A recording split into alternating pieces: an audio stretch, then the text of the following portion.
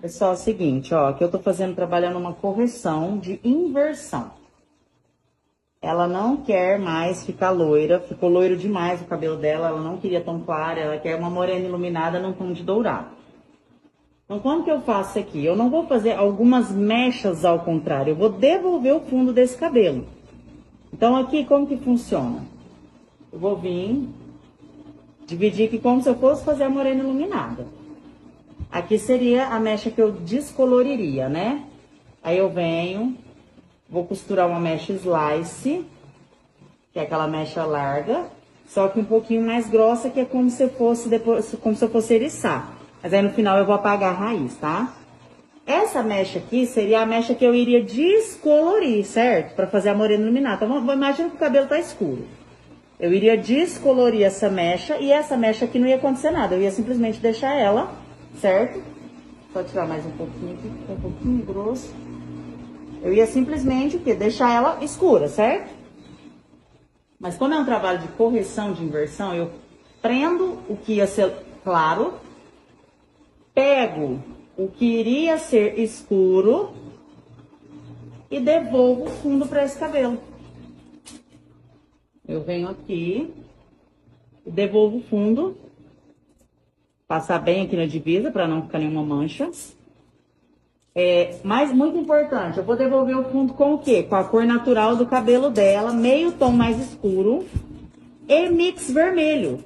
Ah, Rose, mas por que mix vermelho? Porque o mix vermelho, primeiro, eu tô trabalhando com devolução de fundo, certo?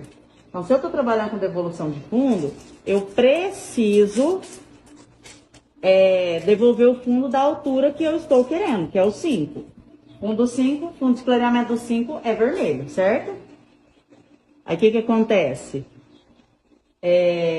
Outra coisa, se eu jogo aqui só a coloração pura, número 5, no fundo industrial dela tem muita concentração de azul, de pigmento azul. Esse azul vai misturar com esse amarelo e vai me dar um tom esverdeado, aquele tom de pelo de rato. Então é mais um motivo que eu não posso jogar o fundo industrial sozinho, eu tenho que devolver o vermelho. Se iria me dar um fundo verde, esverdeado, vermelho com verde, neutraliza, dá o marrom. Se eu for pensar na questão da estrela de Oswald, tem o amarelo, tem o azul da coloração, o que falta? Somente o vermelho, entenderam? E usando que a regra dos 11. E aí quem quiser saber mais, depois entra em contato comigo que eu tenho os cursos onde eu aprofundo sobre isso.